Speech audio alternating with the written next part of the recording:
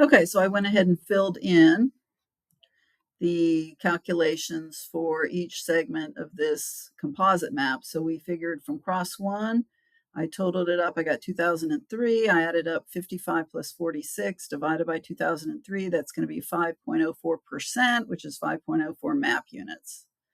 Similar calculations here and here yields these. So what we know here on cross one is the difference between some allele of H and some allele of WG is 5.04.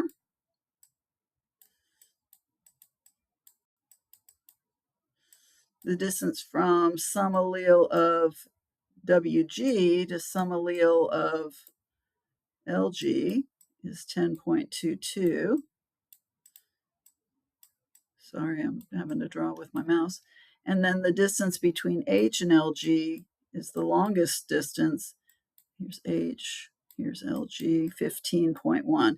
I think you can see pretty easily how these pieces are going to fit together. And I did on purpose make these numbers not come out perfectly match up, because this is real data and it's always going to have a little bit of deviation there, but you can see from actual data how these pieces must fit together.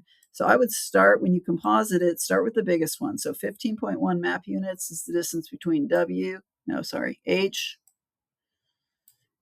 LG. I would put those on the ends. And you can do H plus or LG plus, but this is sufficient. And then that distance is 15.1. And then you can see how the other gene, which is the WG, is going to need to fit in, because WG needs to be 5.04 from H. So start over here at H and go about that much. So this is going to be WG here. And the distance is 5.04 for this little segment. And the distance from WG to LG is 10.22. So mark that. And, roughly speaking, that all works. Okay, so H and LG have to be on the ends, and then WG is in the middle, based on the data that you have here.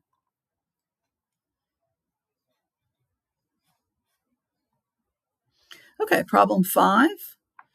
On problem 5, it's a composite map. I didn't put any 50% recombination frequencies. If I did, you would just cross those out.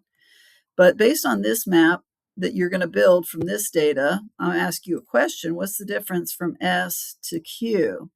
So first, make the composite map based on these individual 2-point linkage mapping distances. Recombination frequency, remember, is the same as map units. And then when you look at that map, you'll be able to answer the question here. So I always recommend start with this is just my method. I start with the longest distance first, so that when I draw it, I draw the whole map, what's going to be the whole map. This is M, this is Q.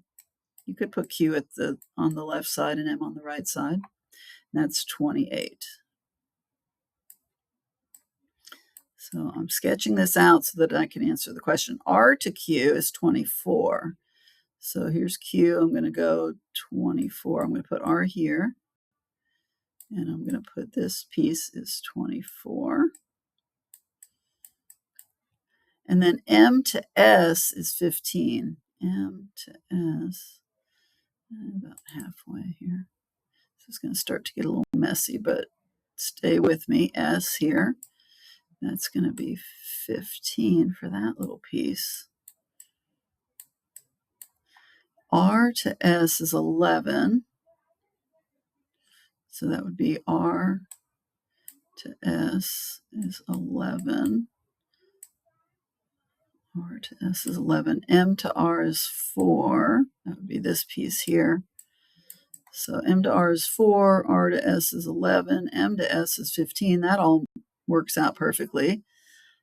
And then what's the distance from S to Q? Okay, here's S. S is 15 from M. And M is 28 to Q. So 28 minus this 15 gives me the remaining piece here. So the answer is 13. So it's a logic problem. You're putting a puzzle together and then logically determining the length of the piece that's not told to you explicitly.